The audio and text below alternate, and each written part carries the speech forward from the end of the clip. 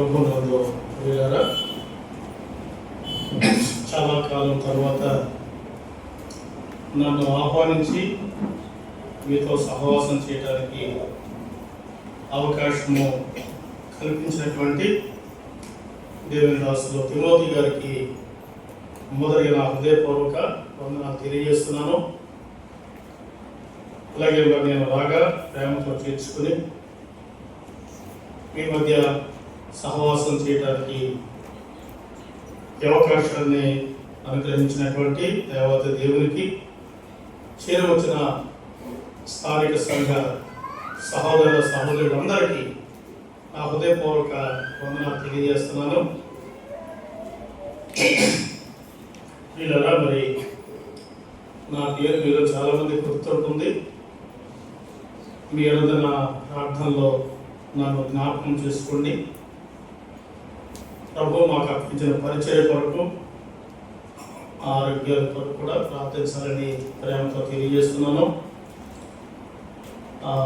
చాలాసార్లు ఈ రూట్లో ప్రయాణం చేసిన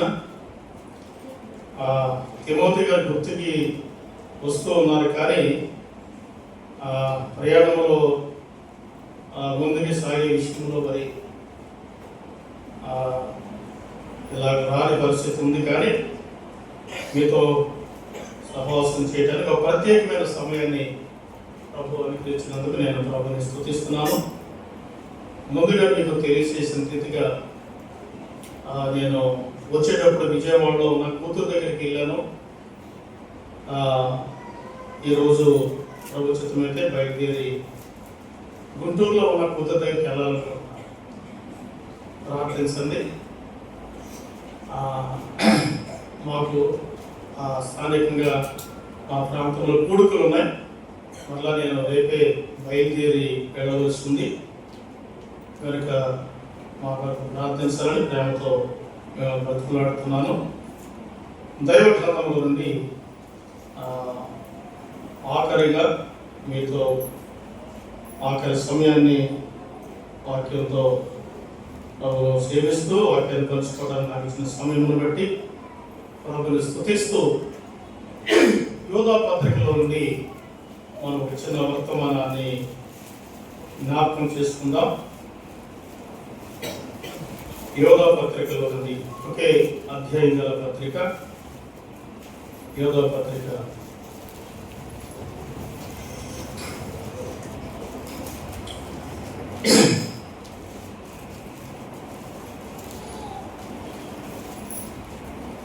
మొదటి అధ్యాయం, అనగా ఒకే అధ్యాయం గల పత్రిక అధ్యాయంలో 5వ వచనాన్ని మన ధ్యానానికి ఆధారంగా చదువుకుందాం.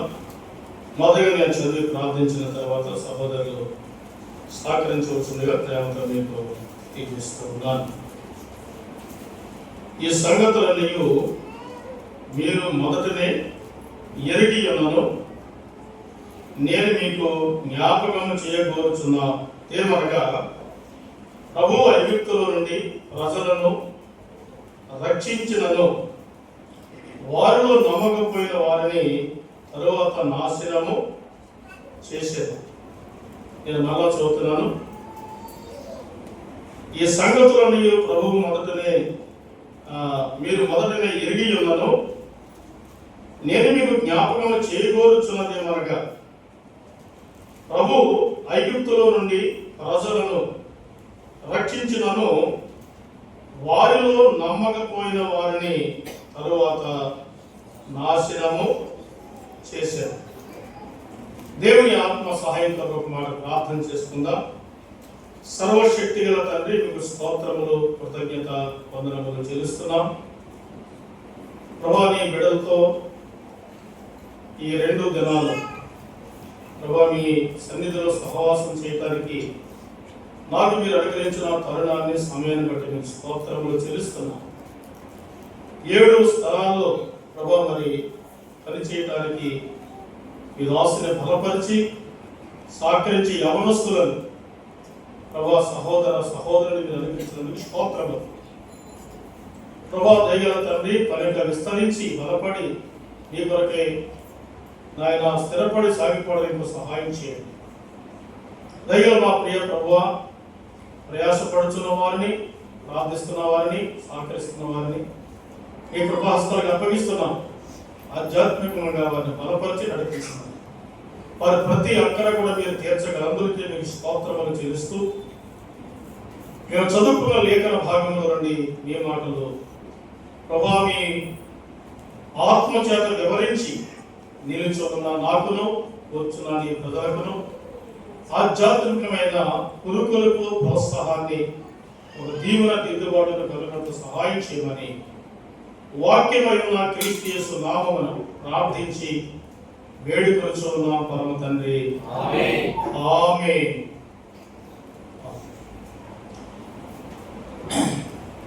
కొంచెం వెనక్కి లాగడానికి బాగుంటుందండి. లేదా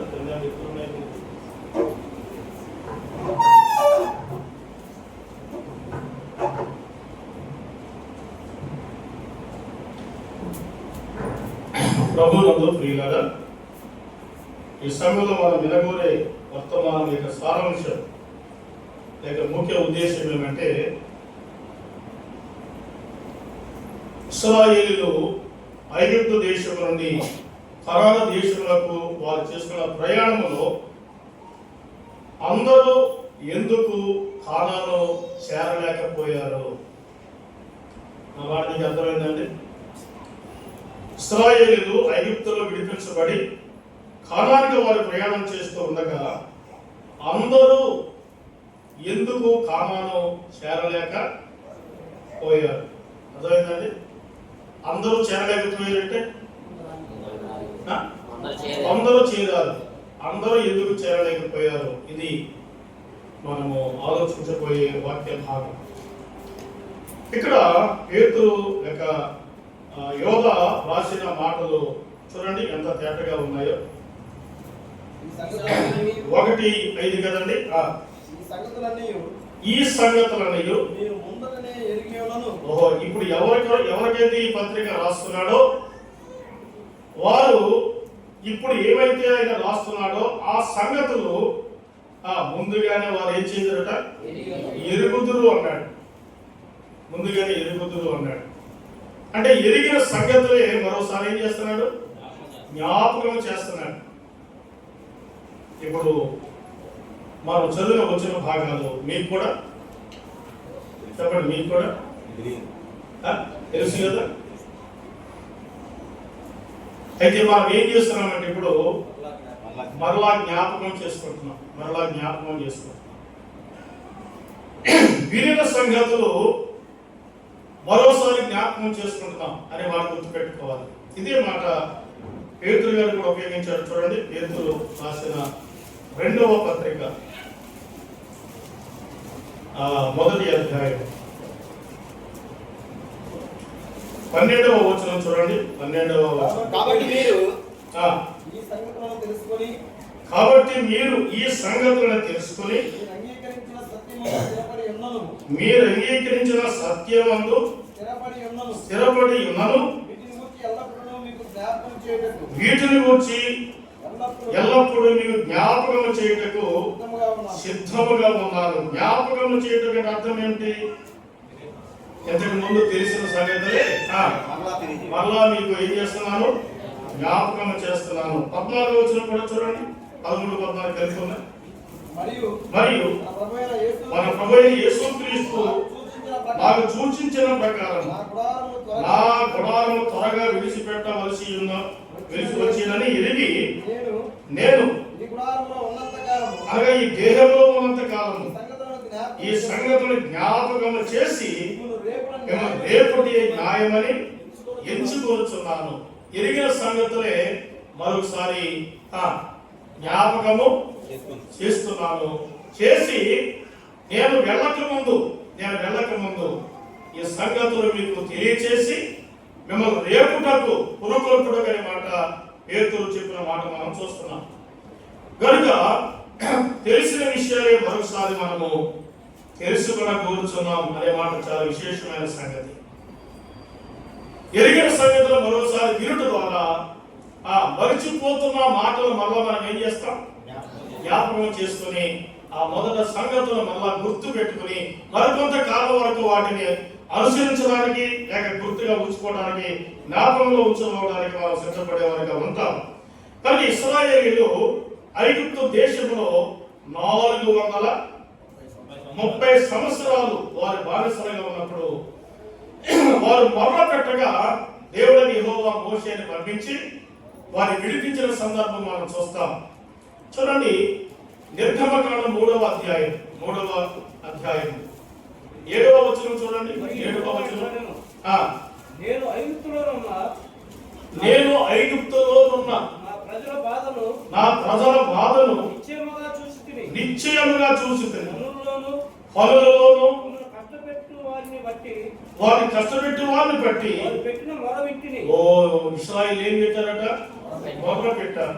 కష్టంలో ఉన్నవారు, బాధలో ఉన్నవారు, శోధనలో ఉన్నవారు, నిట్టూర్పులో ఉన్నవారు, నిస్పృహలో ఉన్నవారు, విడుదల కొరకు, విమోచన కొరకు కదా దేవుని కొరకు మొర్ర పెట్టారు. మొర్ర పెట్టినప్పుడు అక్కడ ఆయన ఆలకించాడనే మాట మనం చూస్తున్నాం. మొర్ర పెట్టినప్పుడు ఆయన ఆలకించి వారిని విడిపించడానికి, కనాను దేశం వారిని నడిపించడానికి ఆ దినాల్లో మోషేను దేవుడు ఏర్పాటు చేసుకున్నాడు.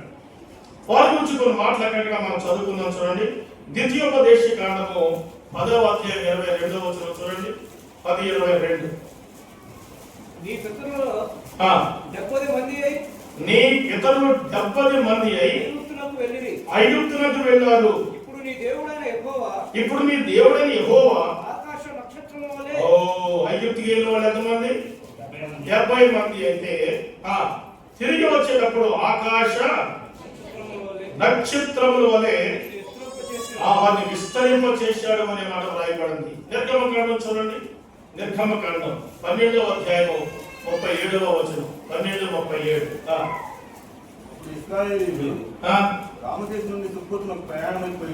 ప్రయాణం ప్రారంభమైందండి. ప్రయాణమై 6 లక్షల వీరులు 70 మంది ఆకాశ నక్షత్రాల వలె విస్తరించి అందులో వీరులు, బలమైన వారు, సూర్యులైన వారు ఎంతమంది అంట? 6 లక్షలు వీరులు, 6 లక్షల సూర్యులు, బలమైన వారు కదండి. ఎదుటి వచ్చే వారిని జయించగలిగిన బహుబలం కలిగిన వారు ఎంతమంది అంటే 6 లక్షల వీరులు ఉన్నారనే వాడు గమనిస్తున్నాం. కనుక దేవుడు వారిని విస్తరింప చేశాడు. మాత్రమే కాదు, బలమైన వారిని, సూర్యులైన వారిని, వీరులైన వారిని వారి మధ్య సిద్ధపరిచాడు. అయితే వారు విడుదల పొందకుండా శ్రమలో, శోధనలో ఉండగా విడిపించడం కొరకే దేవుడు ఆలోచన చేసి మోషేను వారి మధ్యకి పంపించినట్లుగా లేఖన భాగంలో మనం చూస్తాం.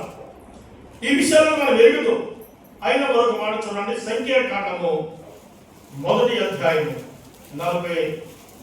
45వ వచనం చదువుకుందాం. 45వ వచనం ఏమంటాడు?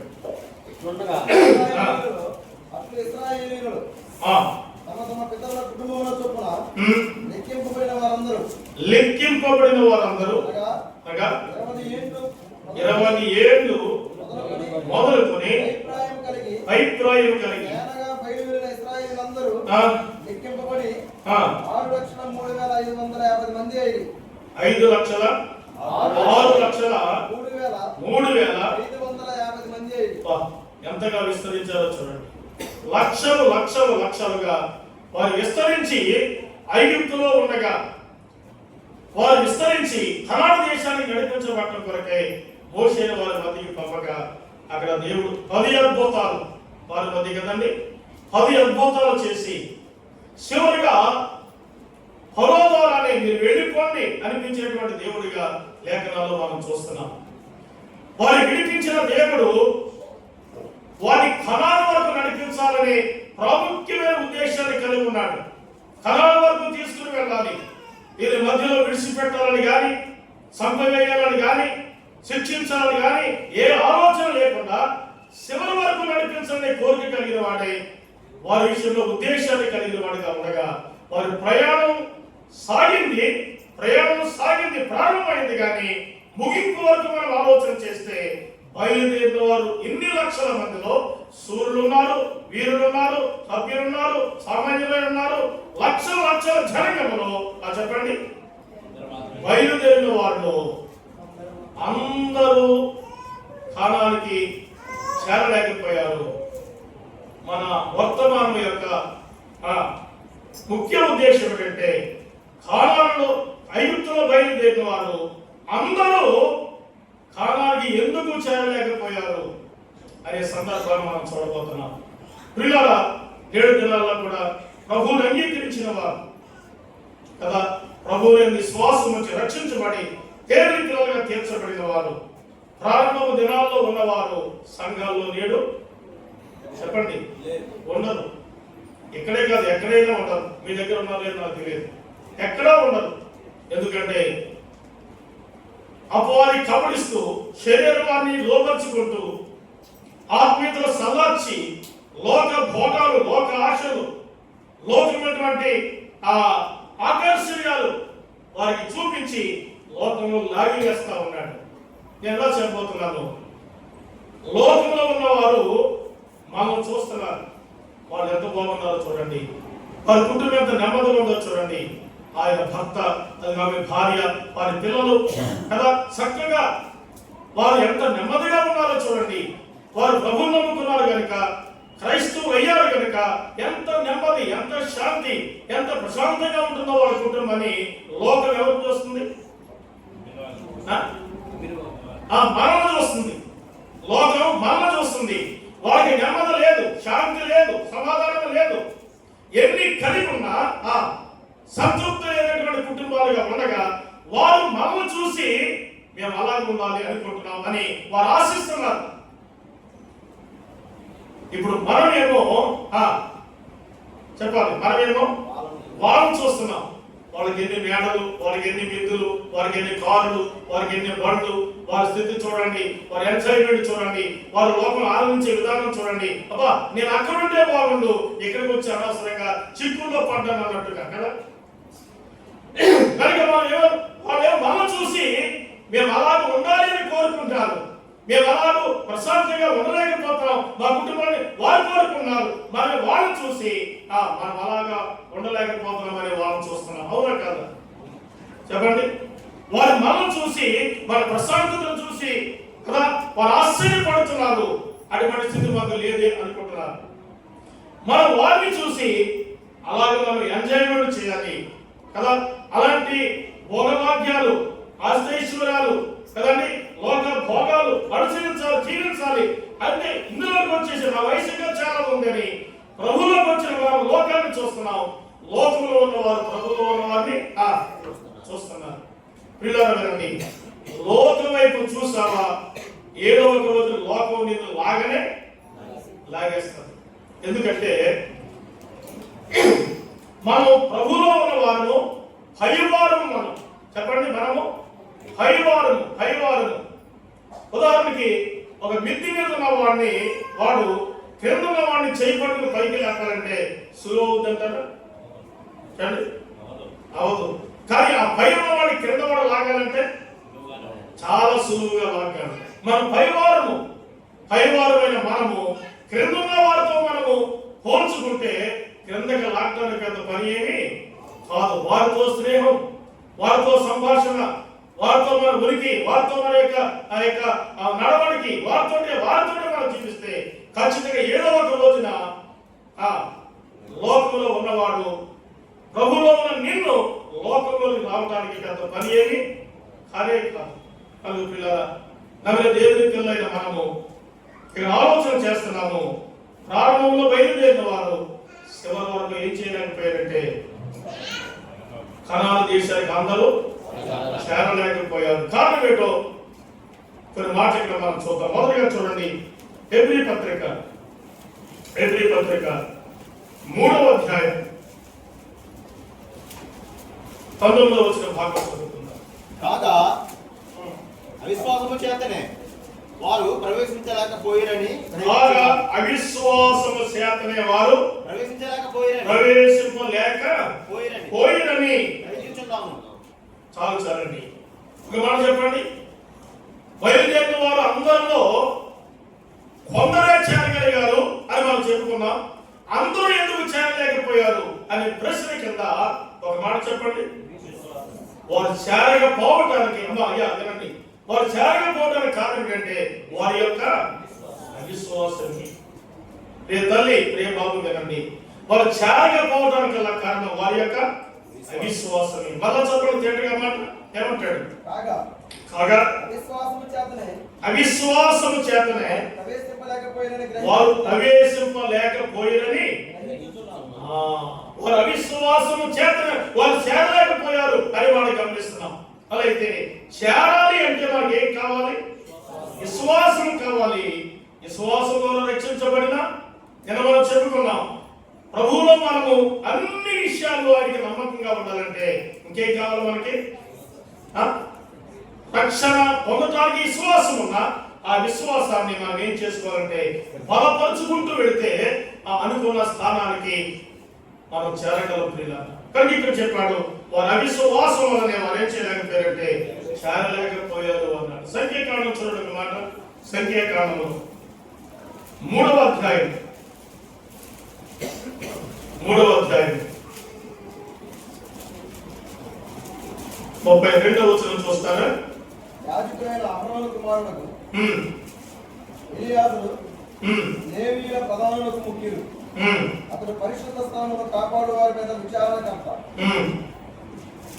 మెరారి వంశమేదనగా సంఖ్యాకాండము 13:32 అండి. మరియు వారు తాము సంచరించు చూచిన దేశముల గురించి ఇశ్రాయేలీయులతో చెడ్డ సమాచారం చెప్పి మేము సంచరించు చూసిన దేశము తన నివాసులను భక్షించు దేశము దానిలో మాకు కనబడిన జనులందరూ ఉన్నత దేవులు అక్కడ నెఫేలీయుల సంబంధులైన ఆనాకు వంశపు నెఫేలీయులను సూచితిమి. వారు మా దృష్టికి మేము మిడతల వలె ఉంటిమి. వారి దృష్టికి అట్లే ఉంటిమి. అలాగనే ఉన్నాము. కాబట్టి మనం కనాను దేశాన్ని స్వతంత్రించుకోవడానికి ఏమాత్రం అవకాశమో లేదు అని వారు చెప్పుకుంటున్నారు. ఈ విషయం మనకు తెలుసు. కనాను దేశంలో మనం అడుగు పెట్టాలి అని అంటే మనకంటే దేహదారుణ్యం కలిగిన వారు, బలమైన వారు ఎక్కడ ఉన్నారు? వారి దృష్టికి వారు మా దృష్టికి మేము వారిని చూస్తా ఉన్నప్పుడు మేము మిడతల్లాగా ఉన్నాం అన్నారు. అది సహజం. కానీ మళ్ళీ ఏం చెప్తారంటే మేము వారి దృష్టి కూడా ఎలా కనపడుతున్నాం ఏంటి? వాళ్ళని ఏదో చూడగలిగారు కానీ ఏదో వాళ్ళు చూసి చెప్పారని వీళ్ళకి తెలుసా? దాని ఉద్దేశం ఏంటంటే కణాలు చేరే అవకాశం మనకి లేదు అనే ఉద్దేశము. ఐగుప్తు నుంచి విడిపించిన దేవుడు, 10 అద్భుతాలు చేసిన దేవుడు కదండి. ఆకాశము ఆ మన్నాను కురిపించిన వాడు, ఆహారం ఇచ్చిన వాడు, నీళ్లు ఇచ్చిన వాడు, రాత్రి వేళ మరి మేఘస్తంభం గాను, పగటి వేళ రాత్రి వేళ అగ్ని స్తంభం గాను, పగటి వేళ మేఘస్తంభం గాను, మార్గం మధ్యలో చెప్పులు లేకుండగా బట్టలు మాయకుండగా వారిని నడిపించిన దేవుణ్ణి పట్ల వారికి ఏమి లేదు, విశ్వాసం లేదు. అది దేవుడు మమ్మల్ని తీసుకెళ్ళగలడు, నడిపించగలడు, చేర్చగలడు, ఆయన సమర్థుడు అనేటువంటి ఉద్దేశము వారు ఏం చేయగలిగారు? కోల్పోయారు. కనుక ఇప్పుడు వారిలో ఉన్నది ఏంటంట? అవిశ్వాసం.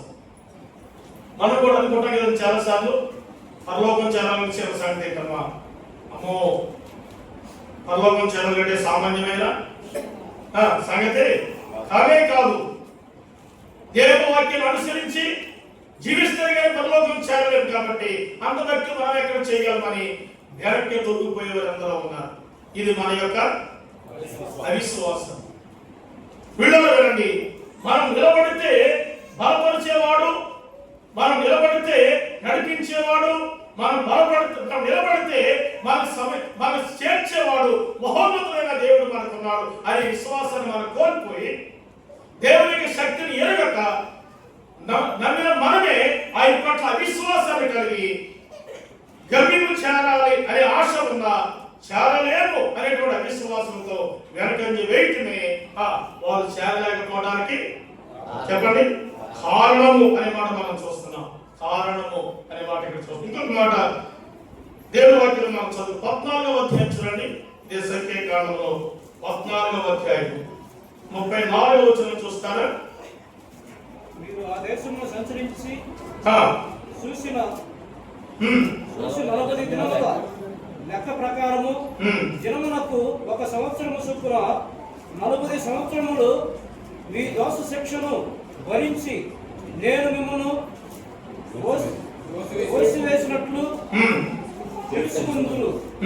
ఇది యెహోవా అను నేను చెప్పిన మాట.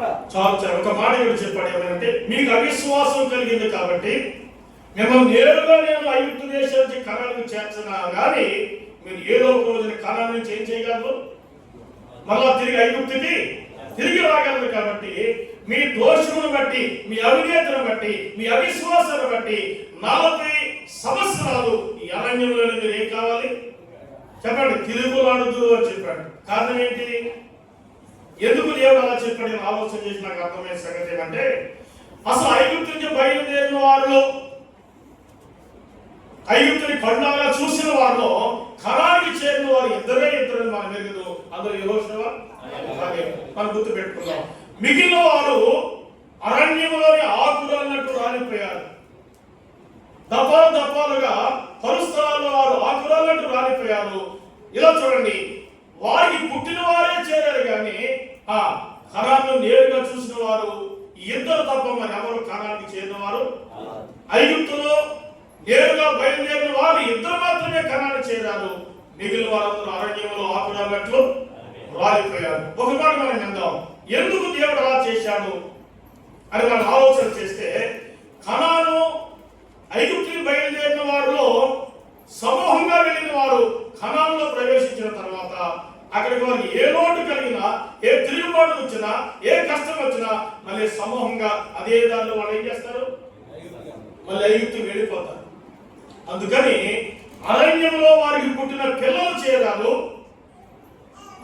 కనానులో ప్రవేశించడానికి వారికి మాత్రమే దేవుడు అవకాశం ఇచ్చాడు. ఐగుప్తు నుంచి బయలుదేరిన వారిలో అరణ్యంలో ఆకురాలన్నట్లు రాలిపోయారు. ఎందుకు ఈ మాట అంటే, ఐగుప్తుని నేరుగా చూసిన వారిని కానీ కనానులో చేరిస్తే ఏదో రోజు బయటికి వెనక మళ్ళీ వాళ్ళు ఏం చేస్తారు? అక్కడ ఉన్న వారిని కూడా తిరిగి తీసుకొస్తారు. ఇప్పుడు చూడండి, కనానుకు చేరిన వారికి ఏ దేశం తెలియదు? అదంతా పక్కన పెట్టండి. కనానుకు చేరిన వారి పిల్లలకి ఏ దేశం తెలియదు అంటే ఐగుప్తు దేశం కానీ, దాని పరిస్థితి కానీ, దాని యొక్క వైభవం కానీ, అక్కడ పరిస్థితులు కానీ అసలు దారి వాళ్ళకి తెలియదు. కాబట్టి వారికి వెనక్కి తిరిగి వచ్చే అవకాశము లేదు అని మనం గుర్తుపెట్టుకోవాలి. అయితే యెహోషువ కాలేబు ఉన్నారు కదంటే వారు వెనక్కి తిరిగి వచ్చి అవిశ్వాసులు కానే కాదు. ప్రియమైన వాళ్ళకి గమనించండి, వారు కనానుకు చేరకపోవడానికి మొదటి మాట ఏంటంటే వారి యొక్క అవిశ్వాసం. కొరింథీ పత్రిక ఒక మాట చూద్దాం. 2వ పత్రిక 13వ అధ్యాయం 5వ వచనం చూడండి. కొరింథీ 2వ పత్రిక 13:5. చూడండి, మీరు విశ్వాసము గలవారై ఉన్నారో లేదో మిమ్మల్ని మీరే ఏం చేసుకోవాలి? శోధించుకోండి. మిమ్మల్ని మీరే పరీక్షించుకోండి. మిమ్మల్ని మీరే శోధించుకోండి. మిమ్మల్ని మీరే పరీక్షించుకోండి. మీరు విశ్వాసం గలవారై ఉన్నారో లేదో మిమ్మల్ని మీరే చూసుకోండి అన్నాడు. ప్రియమైన వాళ్ళని గమనించండి, ఒకరు మనం చూడటం కాదు, ఒకరు మనల్ని హెచ్చరించడం కాదు. నమ్మిన దేవుని పిల్లలైన వారు దైవ గ్రంథాలను దగ్గర పెట్టుకుని దేవుని వాక్యాన్ని చదువుతూ వింటూ మనం పరీక్షించుకోలేమని, మనం విశ్వాసం కావాలని ఉన్నామో లేదో అని చెప్పండి. మనమే శోధించుకోవాలి, అంటే పరీక్షించుకోవాలి. మనమే పరీక్షించుకోవాలి.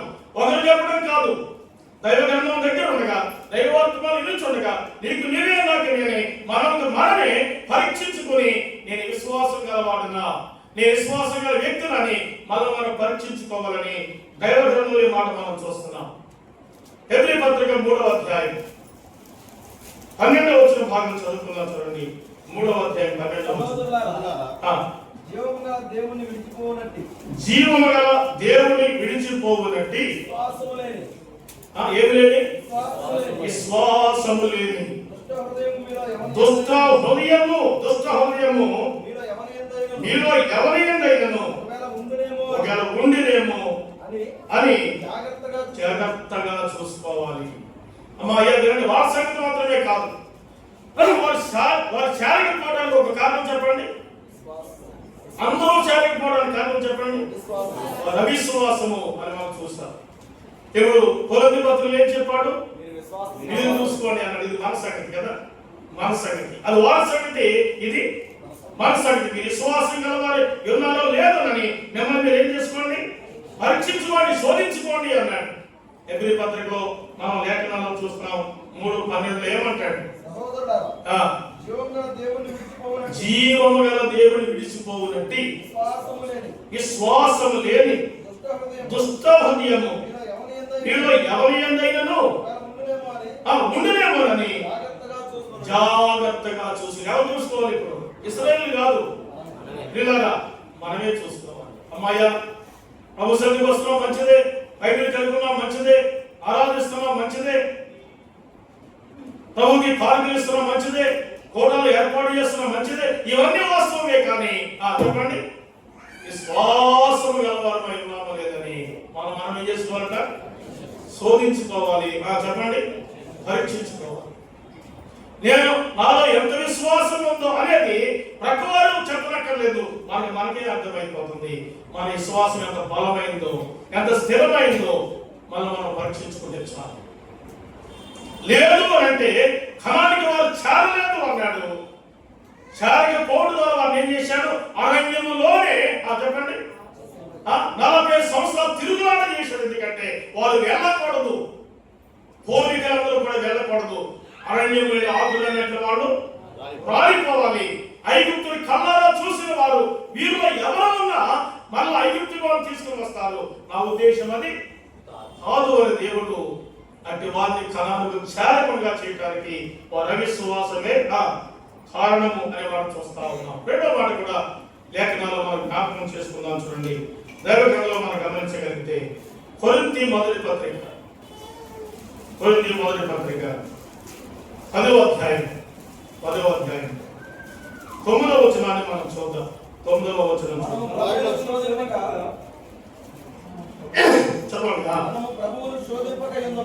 మనము ప్రభువుని శోధింపకయుందుము, వారిలో కొందరు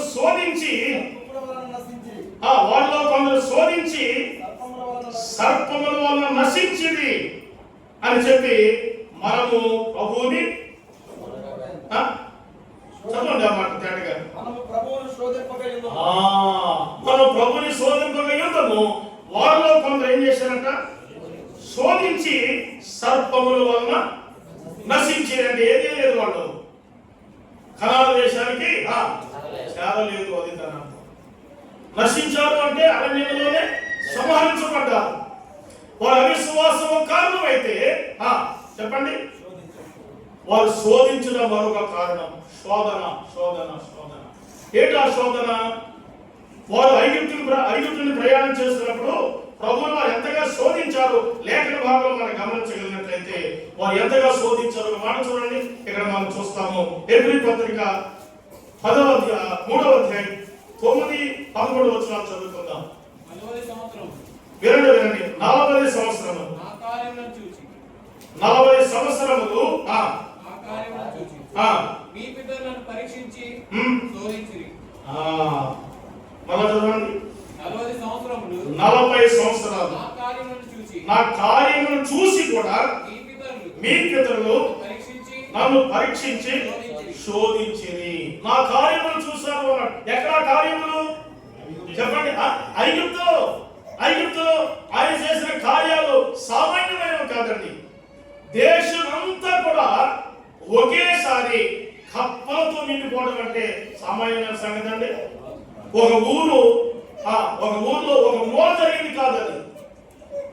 ఐగుప్తు దేశమంతా కదండి.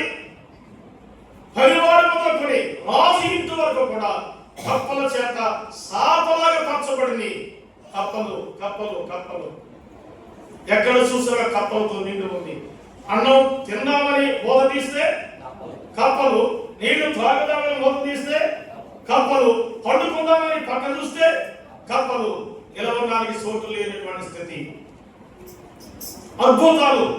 అసలు ఒకేసారి ఈ కప్పల దేశానికి ఎట్లా వచ్చాయని అల్లాడిపోయే వాళ్ళంతా కూడా ఇది ఇశ్రాయేలు చూస్తూనే ఉన్నారు. 10 అద్భుతాలు ఆకాశం నుండి వడగళ్ళు కురిపించుట, అద్భుతాలు, ఆశ్చర్యకరమైన కార్యాలు వారు చూసి కూడా ఏం చేశారంట? విద్యుత్తులు ఏం చేశారు? శోధించారు. నా కార్యాలను చూసి కూడా నన్ను ఏం చేస్తున్నారు? శోధించారు, నాకు బాధ కలిగించారు, నా హృదయాన్ని బాధ కలిగించారని ఆయన వాపోతున్న మాట చెప్తున్నాడు. నా కార్యాలు చూసి కూడా నన్ను శోధించారు అన్నాడు. 7 దినాల్లో కూడా ప్రభు మన పట్ల చేసే కార్యాలు చెప్పండి చూస్తూ ఉన్నాం. చేసిన ప్రతి కార్యాన్ని కూడా గమనిస్తూ ఉన్నాం. ఏదైనా ఒక చిన్న శ్రమ వస్తే చాలు, ఒక చిన్న కష్టం వస్తే చాలు, చిన్న బాధ వస్తే చాలు, ఏమంటాం? చెప్పండి. ప్రభు మాకేమి చేశాడు, ప్రభు మాకేం చేశాడు అనే మాట పక్కన పెడితే ప్రభు శోధిస్తున్నాడు అనేవాడు కూడా ఉన్నారు. ప్రభు మాకేం చేశాడు, చేసినవన్నీ ఎరుగుదురు, చేసినవన్నీ చూశారు, అన్ని ఎరిగి చూసి కూడా చిన్న కష్టం రాగానే, చిన్న బాధ రాగానే అవిశ్వాసము చెంది ప్రభు మాకేమి చేశాడు అని మన నోటితో పలికిన లేకపోలేదు అనే మాట మనం గమనిస్తున్నాం. వారు శోధించాడు అనే మాట చూస్తున్నాం. దేవుని పిల్లలైన మనము ఎన్నడూ కూడా చెప్పండి శోధించు వారమై ఉండకూడదు. రాబుల్లో ఒక 5వ కుటుంబానికి చెందిన సోదరి చాలా విగ్రహ పూజలు చేసుకునేది, ప్రభువును నమ్ముకుంది.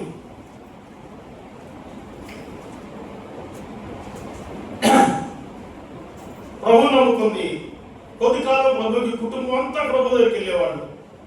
ఒక రోజున అదే వీధిలో నేను ప్రయాణం చేస్తూ ఉంటే ఆవిడ నాకు కనిపించింది. అమ్మా ఎలాగున్నారు అని అంటే, ఎలాగంది ఏమంటే, ఎలాగుంటే ఎందుకండి, యేసు ప్రభువును నమ్ముకున్నాం, ఏదైనా మేలు చేస్తాడని ఆయన మాకు చెప్పండి ఏ మేలు చేయలేదు, సరిగత ఆయన ద్వారా మా కీడే కలిగింది అన్నమాట. ఇది నాకు బాధాకరంగా కనిపించింది. అప్పుడు నేను అన్నాను, అమ్మా నువ్వు ఎంతకాలం ప్రభు దగ్గరికి వెళ్ళావు అనేది కాదు, అసలు ఇది కొంత ఏమీ లేదు, విశ్వాసం నమ్మిక ప్రభు పట్ల నీకు లేదు కనుక ఈ మాటలు మాట్లాడుతున్నావు అన్నా. మరి ఇప్పుడేం చేస్తున్నారంటే మానేశామండి కొన్ని మాటలు చెప్పి నేను కూడా అక్కడి నుంచి వెళ్ళిపోయాను. మానేస్తే బాగుంటాం అనుకునే కదా మానేసింది ఆవిడ. మానేస్తే బాగుంటాం అనుకుని మానేసింది. దయచేసి కదండి, ఒకరోజు నా కుటుంబాన్ని పలకరించడానికంటే అదే దారిలో వెళితే అంటే నేను చెప్పేదేమో నేను సేవ చేస్తున్న ఊరు వేరు, నేను పుట్టి పెరిగిన ఊళ్ళో జరిగిన సందర్భం ఇది.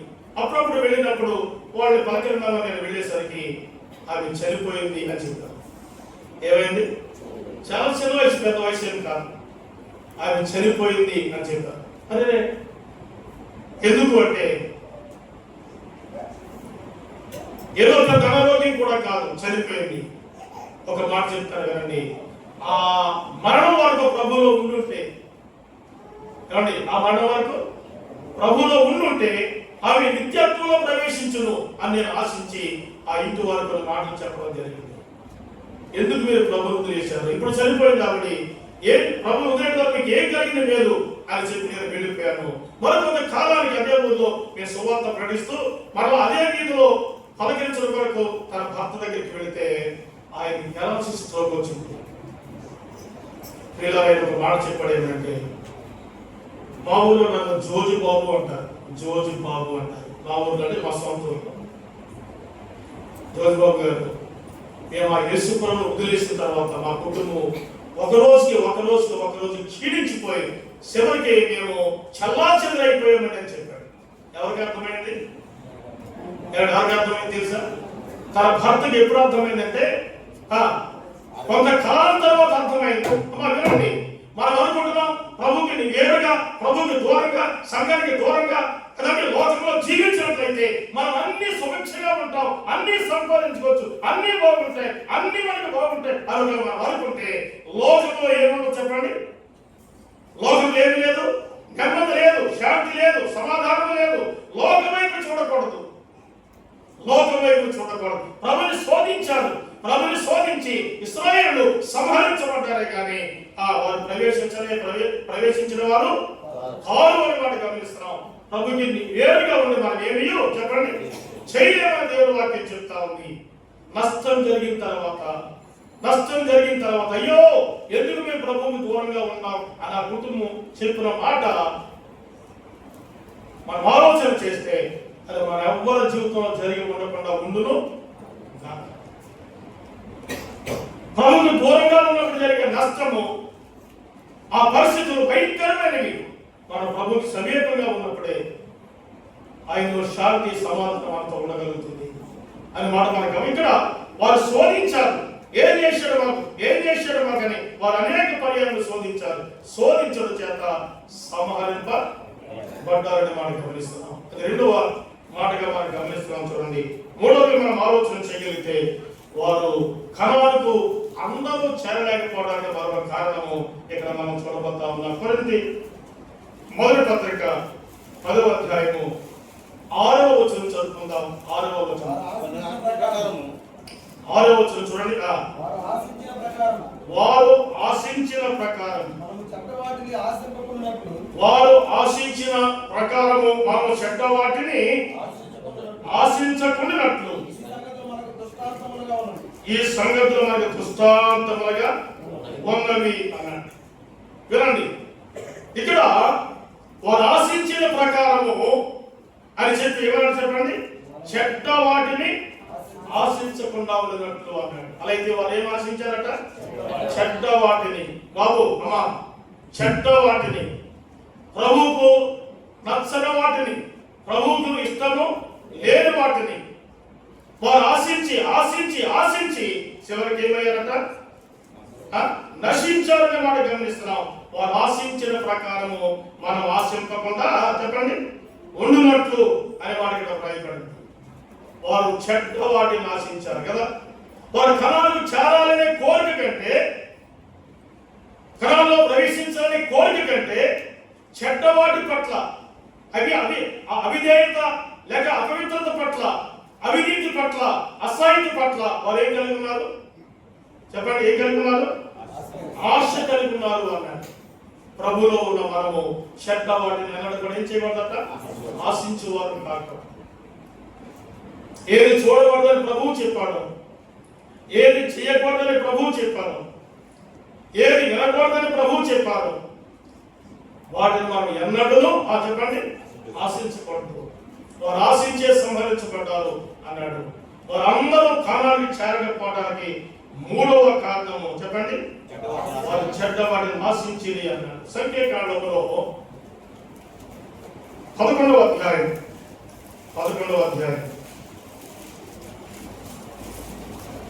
5వ వచనం చూడండి. 5వ వచనం,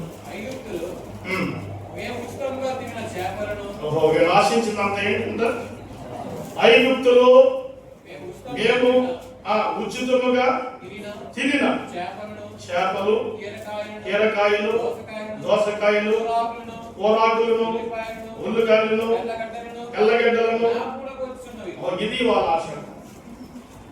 ఏమా మీకు అర్థమైందా? అది పెద్ద ఏముందండి? వారు తిన్న తిండిని ఆశిస్తున్నారు, అది పెద్ద ఏముందండి అని ఒకవేళ మనం అనుకుంటే,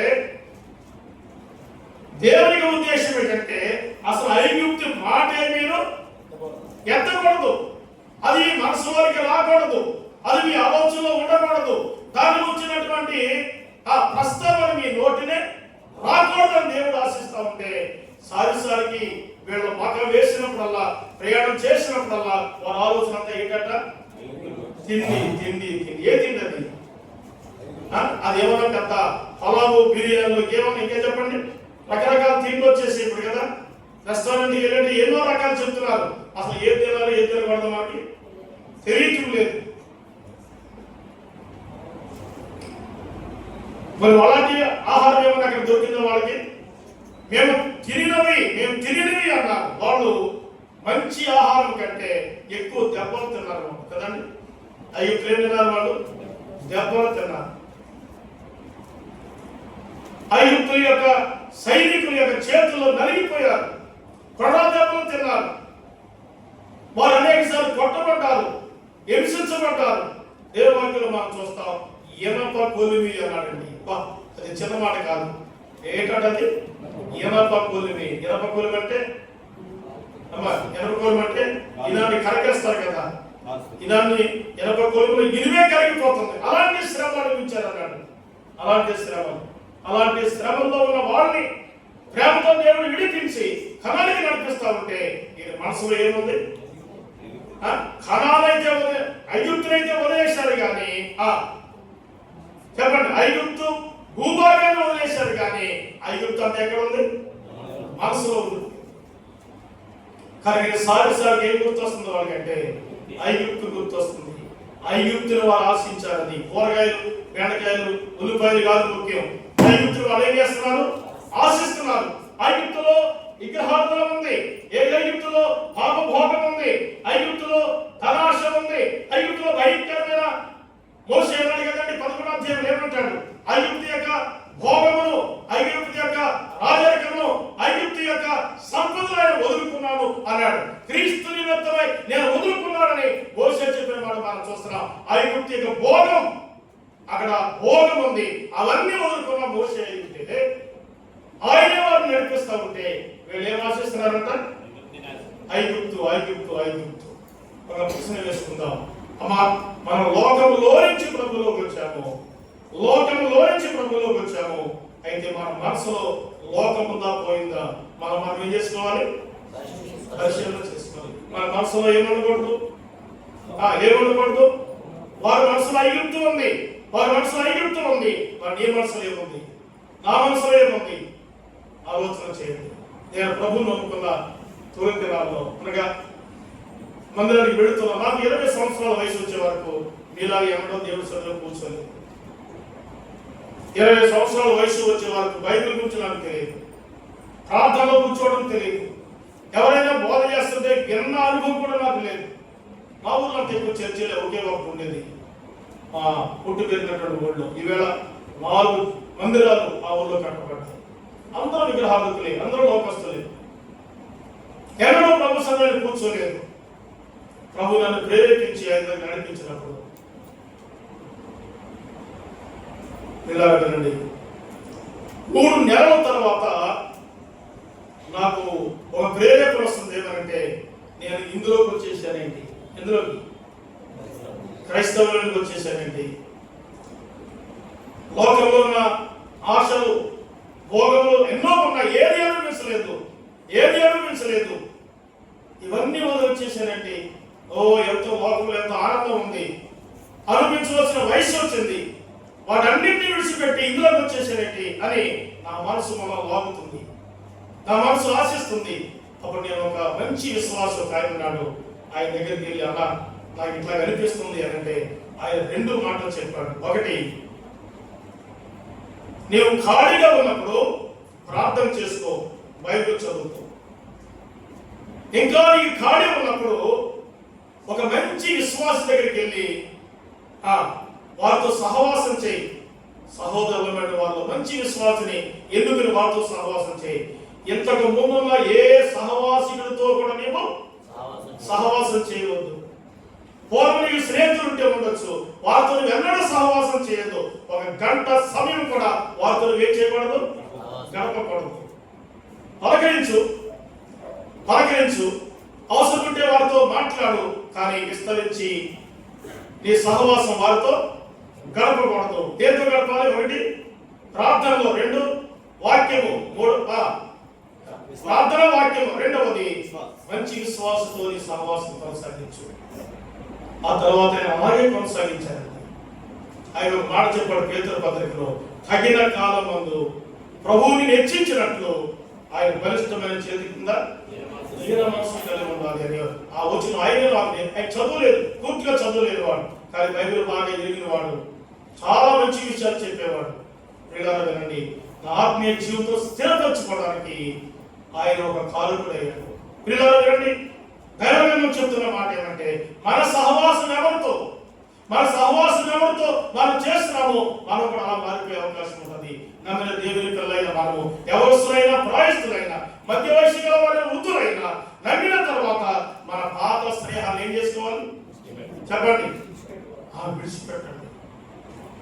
నాకు స్నేహితుడు ఉండేవాడు, ఒకరోజు అన్నాడు, ఇలా రాత్రి పనులు మనం కలిసి ఉండేవాళ్ళు, కనీసం నీవు మా ఇంటికి వచ్చి కూర్చోవట్లేదు అనేటాడు.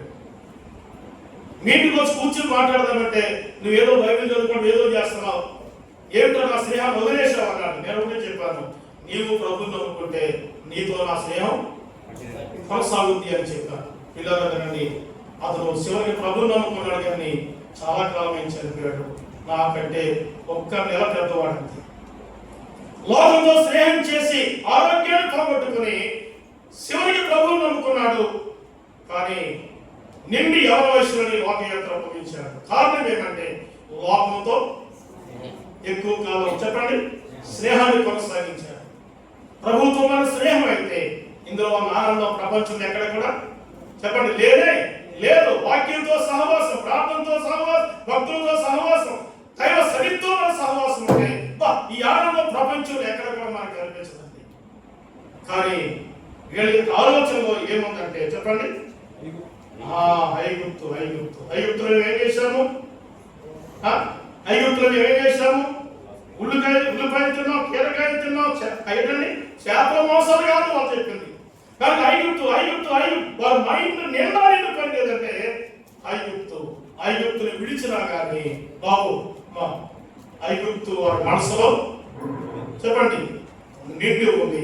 ఒక ప్రశ్న, నువ్వు లోకాన్ని విడిచిపెట్టాలి మంచిది, సంఘంలో ఉన్నావు, కానీ లోకము నీ మనసులో ఉందా, నీ ఆలోచనలో ఉందా? అది ఎన్నడూ మనం మన దగ్గర ఉండకూడదని గుర్తుపెట్టుకుందాం. ఎన్ని మాటలు మనం విన్నాం. వారు అందరూ కణానికి చేరుకోవడానికి కారణంలో మొదటి మాట చెప్పండి, వారి అవిశ్వాసమే. రెండవది మనం చూస్తున్నాము, వారు శోధించి ఏం శోధించారు అంటే దేవుణ్ణి వారు శోధించి సంహరించబడ్డారు అన్నాడు. మూడవది మనం గమనిస్తున్నాం, వారు చెడ్డ వాటిని ఆశించారు అన్నాడు. మరొక నాలుగవ మాట మనం చదువుకుందాం. చూడండి, కొరింథీ మొదటి పత్రికలోని 10వ అధ్యాయము 7వ వచనం. జనులు త్రాగుటకులో కూర్చుండి ఆడుటకు లేచి అని వ్రాయబడింది. జనులు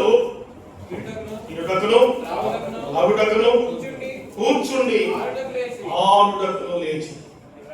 జనులు తినుటకును త్రాగుటకును కూర్చుండి ఆడుటకును లేచి. ఇక చదవండి, అని వ్రాయబడినట్లు వినండి, వారిలో కొందరు వలె మీరు విగ్రహారాధకులై ఉన్నప్పుడు. ఇప్పుడు చెప్పండి, వారు అరణ్యంలో రాలిపోవడానికి మరో కారణం ఏంటంట? విగ్రహముని ఆరాధించుట, విగ్రహముని స్నేహించుట, విగ్రహముల జోలికి వారు వెళ్ళుట ద్వారా వారు అరణ్యంలోనే ఆకురానట్లు రాలిపోయారు. వారు చేరకపోవడానికి మరొక 4వ కారణం ఏంటంటే, ఎన్నో కారణాలు ఉన్న మన అంశంలో మనం గమనిస్తున్నమాట. 4వ కారణం ఏంటంటే, వారు విగ్రహారాధన చేశారు. మనం అనుకోవచ్చు, అసలు మా తాతల దగ్గర నుంచి మా ఇంట్లో ఏమి లేదు, విగ్రహారాధన లేదండి, అంచేత ఆ దుస్థితి మాకెందుకు పెడుతుంది అని మనం అనుకోవచ్చు. నిజమే, క్రైస్తవ్యంలో కూడా ఏమన్నా తెలుసండి, విగ్రహారాధన ఉంది. క్రైస్తవుల మధ్య కూడా ఏముందో తెలుసా, విగ్రహారాధన ఉంది. క్రైస్తవ మందిరాల మీద ఏం పెడుతున్నారు చెప్పండి, ఏం పెడుతున్నారు? సిలువ. మధ్యలో ఒక సిలువ, ఈ గోడ ప్రక్కన ఒక సిలువ, ఆ గోడ ప్రక్కనే చెప్పండి ఇంకొక సిలువ. సిలువ అనేది ఒక ఆకారం. సిలువ అనే ఆకారము ఒక ఆయన పాట పాడాడు, మెడలో ఉండకూడదు, గుడిలో కూడా ఉండకూడదు అని ఒక ఆయన పాట పాడాడు. మెడలో ఉండకూడదు, గుడిలో ఉండకూడదు. సిలువ యొక్క విధానం ఏమంటే అది క్రైస్తవ చిహ్నం కాదు, క్రైస్తవ గుర్తు కాదు. ఇవాళ చాలా మంది క్రైస్తవాన్ని గుర్తు పెట్టుకుంటారని చెప్పండి, మందిరాల పైన ఒక సిలువ గుర్తుని వారు ఉంచుతూ ఉన్నారు. అసలు సిలువ అనేది క్రైస్తవులకి సంబంధించిందే చెప్పండి, కానీ కాదు. ఎందుకంటే రోమా సామ్రాజ్యం యొక్క పాలనలో కఠినమైనటువంటి శిక్షలో ఒక శిక్ష ఏదంటే సిలువ శిక్ష. అది ప్రభువుకి ఎందుకు వేశారంటే ఆనాడు కక్షతో ఆయన మీద నేరారోపణ చేసి ఈయన నేరాలన్నిటిలో గొప్ప నేరం చేశాడు. ఆయన రాజద్రోహి, 2 మతద్రోహి, 3 దైవద్రోహి. నేనే దేవుడిని చెప్పుకున్నాడు కనుక, ఎందుకంటే గొప్ప నేరం ఏముంటుందని చెప్పి యేసు ప్రభువుని ఆ రోమా సామ్రాజ్యం యొక్క శిక్షా సంబంధమైన ఆ శిలువకైనా అప్పగించారు. నేనలా చెప్తాను, గమనించండి. మనలో ఎవరైనా ఏ కారణం చేతనైనా, నేను ఎలా అనుకుంటాను, నేను నా మీద పెట్టుకుంటాను, ఏ కారణం చేత జైలుకి వెళ్ళాను అనుకోండి, జైలు యొక్క లోపల పెట్టి ఆ కటకటాల మధ్య ఒక ఫోటో తీయించుకుని నా శిక్ష పూర్తి అయిపోయిన తర్వాత ఆ గోడ మీద అందరూ చూసే దగ్గర పెట్టుకుంటానండి. వచ్చి వాళ్ళు అలా చూడటానికి చిహ్నంగా గుర్తుగా ఉంచుతానా? లేకపోతే దాన్ని ఎల్లప్పుడూ నేను గౌరవించడానికి పూజించడానికి ఇష్టపడతానా? దాన్ని అసహించుకుంటాను. అది నా శిక్షకు ఏమైంది కారణమైనటువంటిదని దాన్ని అసహించుకుంటాను. సిలువ కూడా చెప్పండి, అది క్రైస్తవ సహనము కానే కాదు. సిలువ అనేది మన మెడలో కానీ చెప్పండి మన గుడిలో కానీ గుడి పైన కానీ అన్నడూ ఉండకూడదు. ఇది ఒక రకమైతే క్రైస్తవ్యంలో విగ్రహార్థ మరొక రూపంలో ఉంది. చెప్పండి, యేసు ప్రభు యొక్క విగ్రహము, మరియమ్మ విగ్రహము, అవి గుడిలో ఉంటాయి, గుడి వెలుపల ఉంటాయి, గుడి పైన కూడా ఉంటాయి. వినండి, ఇది కూడా బైబిల్ ప్రకారంగా విగ్రహారాధన మాత్రమే. ఇది ఎన్నడూ క్రైస్తవులైన మనము ఇట్టి విగ్రహాలని లేదా ఇట్టి విగ్రహాసమైనటువంటి ఆకారాలని మన ఇంట్లో కానీ మన ఒంటి మీద కానీ మన గుడిలో కానీ గుడి పైన కానీ ఎన్నడూ ఉంచలే చెప్పండి, ఉంచకూడదు. అది భయంకరమైన విగ్రహారాధన కాదు అనుకున్నా కానీ అది యేసుప్రభు విగ్రహం అంటే అవును, యేసుప్రభు అలా ఉంటాడని మనకు తెలుసా? ఆఫ్రికా వాళ్ళు వేసే బొమ్మను చూస్తే యేసుప్రభు ఎలా ఉంటాడు? నల్లగా చిన్న సిరితాలతో ఉంటాడు కదా, అలా చిత్రీకరించుకున్నారు. అమెరికా వాళ్ళు యేసుప్రభు ఎలా చిత్రీకరించారు? ఎర్రగా ఎర్రటి తలతో చిత్రీకరించారు. మరి మన దేశస్తులు కదండి, మన యొక్క రంగు ఎలా ఉంటుంది? అటువంటి రంగు, తర్వాత నల్లటి తల, అంటే దేశానికి ఒక లాభం యేసుప్రభు కాదే కాదు కదా. ఈవేళ ఫోటో రూపంలో కూడా మన ఇంట్లో అది ఉండకూడదు. అది విగ్రహారాధన అని మనం గుర్తు పెట్టుకుందాం. కానీ ఇక్కడ మరొక మాట చెప్పాడు, చూద్దాం. చూడండి, వారు చేసిన విగ్రహారాధనలో మరొక మాట ఇక్కడ మనం జ్ఞాపకం చేసుకుంటున్నాము. యెహెజ్కేలు గ్రంథం 14వ అధ్యాయం 4వ వచనం చదువుకుందాం. 14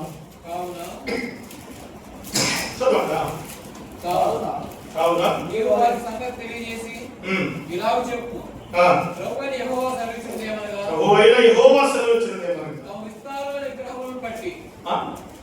తమ విస్తారమైన విగ్రహములను బట్టి విగ్రహములను నిలుపుకొని తమ మనస్సున ఏ విగ్రహాలు ఉంటాయి? కంటికి కనిపించవు కానీ ఎక్కడ ఉంటాయి? అమ్మ వినండి, ఎక్కడ ఉంటాయి? మనస్సులో. తమ మనస్సున విగ్రహములను నిలుపుకొని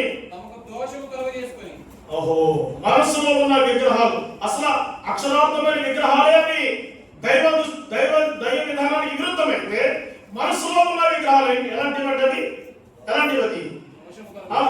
దోషము కలుగు చేసుకుని తమ ఎదుట అభ్యంతరములు పెట్టుకుని చెప్పండి మళ్ళీ ఇప్పుడు మాట చదువున్న మాట. దోషము కలుగజేసుకొని తమకు దోషము కలుగు చేసుకుని ఎదుట అభ్యంతరం పెట్టుకొని తమ ఎదురు అభ్యంతరం పెట్టుకుని ప్రవక్త యొద్దకు వచ్చి ఇశ్రాయేలు అందరూ ప్రవక్త యొద్దకు వచ్చి ఇశ్రాయేలు వారందరూ విగ్రహముల మూలముగా తమ విగ్రహముల మూలముగా నా కన్యలైరి. ఏ విగ్రహాలు అంటే ఇవి? ఎక్కడున్న విగ్రహాలు ఇవి? మనసులో మనసులో మనసులో. ఏది విగ్రహం కంటికి కనిపించేది కాదు.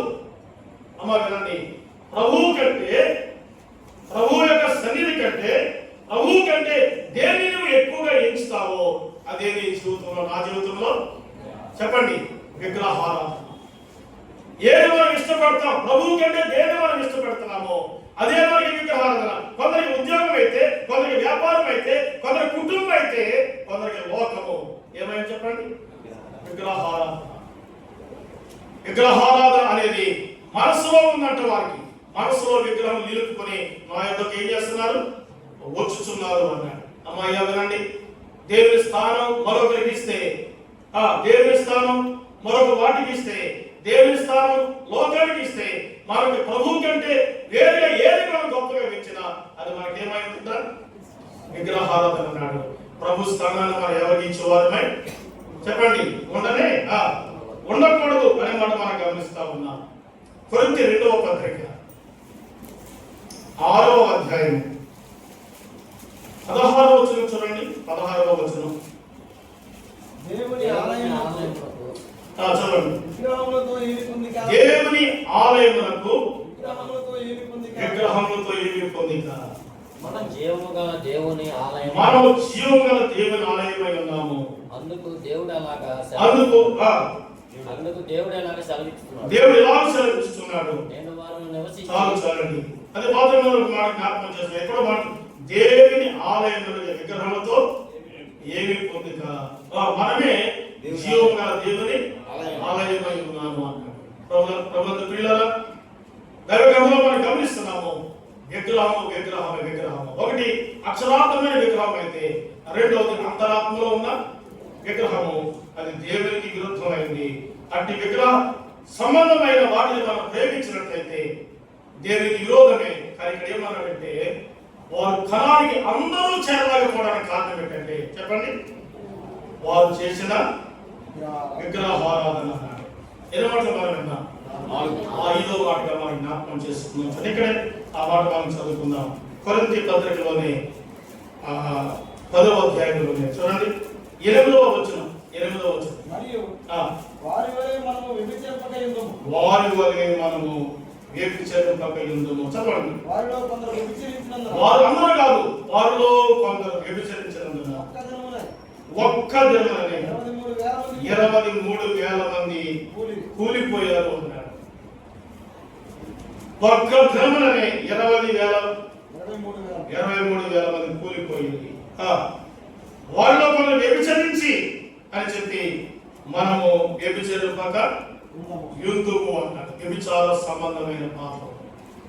ప్రభు దాన్ని కదండి పరిశుద్ధ పాత్రలో పాల్గొని ప్రభు యొక్క శరీరంలో రక్తంలో జ్ఞాపకం చేసుకుంటూ రహస్య పాపంలో జీవించే వారిని దేవుని వాక్యం చదివిస్తా ఉంది. వారు వ్యభిచరించినందున 23,000 మంది ఒకే దినం ఏమయ్యారట, ఆకురన్నట్టు. ప్రియులారా, ఈ విషయాలు సారిసారికి భక్తుల నోటి నుంచి మనం వింటూనే ఉన్నాం. వ్యభిచార సంబంధమైన పాపం. ఒక మాట చూడండి, హెబ్రీ పత్రికలో 3వ అధ్యాయము 17వ వచనం. ఎవరి మీద 40 ఏళ్ళు ఆయన కోపగించెను. ఎవరి మీద ఆయన 40 ఏళ్ళు కోపగించాడు? పాపం చేసిన వారి మీదనే కదా. 40 సంవత్సరాలు ఎవరి మీద కోపగించినట్టు ఆయన? పాపము చేసిన వారి మీద. పాపం చేసిన వారి మీద ఏముంటుంది? ఆయన కోపం. పాపం చేసిన వారి మీద ఆయన కోపం ఉంటుందనే మాట గుర్తుపెట్టుకోండి. బాబు అయ్యా, ఒకవేళ మనం లోపం ఉంటే, అవిధేయత ఉంటే ప్రభు నీ మీద ఏమొచ్చాడట? దీవెన కాదు, ఆయన కోపం నీ మీద ఉంది అని గుర్తుపెట్టుకోండి. ప్రభు మనం రక్షించింది ఇంకా పాపంలో జీవిస్తామని కాదు. ప్రభు మనం విమోచించింది ఇంకా పాపంలో కొనసాగుతామని కాదు. ఆయన మహిమను వీడి లోకాన్ని దిగి వచ్చి కలవరి శిలువలో మనకు రక్తాన్ని చెందించి మానవాళి వలె ఆయన పాతి పెట్టబడి అలా దేవుడిగా మహోన్నతులే తిరిగి లేచి ఆయన మహిమలోకి వెళ్ళి మన కొరకు ఏం చేస్తారట? విజ్ఞాపన చేయించున్నాడు కనుక నమ్మిన ప్రభులో నమ్మకంగా జీవిస్తూ ఏది దేవునికి అయిష్టమైందో, ఏది దేవునికి కోపాన్ని రేపుతుందో దానికి మనం ఏమై ఉండాలి? బహు దూరంగా ఉండాలి అని చెప్తా ఉన్నాడు. యాకోబు ఏం చెప్పాడో చూడండి. యాకోబు పత్రిక 4వ అధ్యాయం 4వ వచనాన్ని చదువుకుందాం. ఏమంటాడు? వ్యభిచారులారా, వ్యభిచారులారా, ఈ లోక స్నేహం దేవునికి వైరమని మీరు ఎరగరా? ఈ లోక స్నేహమే వ్యభిచారం అంటే, ఈ లోకాన్ని స్నేహించడమే వ్యభిచారం అంటే, ఈ లోక స్నేహము దేవుని దృష్టికి వైరమని మీరు ఎరగరా? ఎరుగరా అని మనం చూస్తున్నాం. 2:11 కూడా చూస్తారా? 2:11 వ్యభిచారించవద్దని చెప్పేవాడు, వ్యభిచారించవద్దని చెప్పినవాడు నరహత్య చేయవద్దని చెప్పను కనుక నీవు వ్యభిచారించకపోయినను నరహత్య చేసిన ఎడల రెండూ కలిపి చెప్తాడండి. నేను నరహత్య చేయలేదు అనుకుంటే నరహత్య ఎలాంటిదో చెప్పండి. వ్యభిచార పాపం కూడా ఉంది. అందుకే యోహాను రాసిన మొదటి పత్రిక అన్నాడు, క్షమించరాని పాపం కదండి, క్షమించరాని పాపం, మరణకరమైన పాపం కలదు, మరణకరం కాని పాపం కలదు అన్నాడు. మరణకరం కాని పాపం కొరకు ఒకటి వేడుకున్నాను అన్నాడు. మరణకరమైన పాపం గురించి అతడే వేడుకోవాలి అని వాడికి అందిస్తున్నాను. ప్రియమైన సోదరి స్నేహితులారా, ఎంతటి వాక్యం నేను ముగించిపోతున్నాను. ఇశ్రాయేలీయులు చెప్పండి, అందరూ ఎందుకు కానాను చేరలేకపోయారు? ఒకటి, వారి యొక్క అవిశ్వాసం. 2, వారు వేరే పొందుకోవడం ప్రభులు ఏం చేస్తా వచ్చారు? శోధించుట. 3వది, వారి చెడ్డ వాటిని ఆశించుట. 4వదిగా వారు విగ్రహారాధనలో కొనసాగుట లేక చేయుట. 5వదిగా మనం గమనిస్తున్నాము, దేవునికి విరుద్ధమైన వ్యభిచార పాపంలో వారు చేయుట అనే మాట గమనిస్తున్నాం. ఇది ప్రభువైనటువంటి యేసుక్రీస్తు వారి భూమి మీద ఉన్నప్పుడు మత్తయి సువార్తలో ఏం చెప్పాడు? మోహపు చూపే పాపం. చాలండి. ఆ ఒక్కటి కూడా మనం చేయకూడదని ప్రభు చెప్తున్నాడు. మన కళ్ళును దావీదు అన్నాడు వ్యర్థమైనది చూడకుండా నా కళ్ళు త్రిప్పివేయకు అన్నాడు. ఏది వ్యర్థమైనదో, ఏది అపవిత్రమైనదో, ఏది దేవునికి కోపాన్ని రేపేదో దాన్ని మనం చూడక, చేయక, వినక మన జీవితాన్ని భద్రంగా కాపాడుకుంటూ మన ఆత్మను ప్రభువుకు అప్పగించే వరకు మన దేహాన్ని పాపాన్ని చోటు లేకుండా కాపాడుకోవడానికి ప్రభు తన కృప ఇప్పుడు ఎల్లప్పుడూ మనకు తోడుగా ఉంచునుగాక. ఆమేన్. అందరికీ ప్రేమ వందనాలు తెలియజేస్తున్నాను. తిమోతి గారు కూడా ప్రత్యేక వందనాలు తెలియజేస్తున్నారు. ప్రార్థన చేసుకుందాం. సర్వశక్తిగా తండ్రి మీకు స్తోత్రములు చెల్లిస్తున్నాం. ఈ 2 దినాలు మీ బిడ్డలతో సహవాసం చేయడానికి అల్పడే నాకు ఇచ్చిన అవకాశం బట్టి మిమ్మల్ని స్తుతిస్తూ నా ఆరోగ్యాన్ని మీ హస్తాలకు అప్పగిస్తూ నేను బాగా ప్రేమతో చేర్చుకుని పలుకుదారుగా పరిచయం చేసిన దాసుని కుటుంబాన్ని దీవించుకున్నాను. స్థానిక సంఘ సహోదరులు ఎవరి బిడ్డలు కూడా ఆయన ఎంతో పరిచయంలో కొనసాగుతున్నది. ప్రభువా, తగిన కాలం హెచ్చించినట్టుగా దీన మనసు గలవారే ఉండుటని మీ లేఖలో చెప్పినట్టుగా ఇంకను పరిచర్యలో ఆయన బిడ్డలు కొనసాగడానికి ఇంకా సహాయం చేయమని, నూతన సంఘాల స్థాపన కొరకు, నూతన మందిరాల నిర్మాణం కొరకు, ఇంకా సేవ విస్తరణ కొరకు నేను సహాయం చేయగలందరికీ స్తోత్రములు తెలియజేస్తూ మా ప్రభువు యేసుక్రీస్తు నామమున ప్రార్థించి వేడుకొనుచున్నాము తండ్రి. ఆమేన్. అందరికీ మరోసారి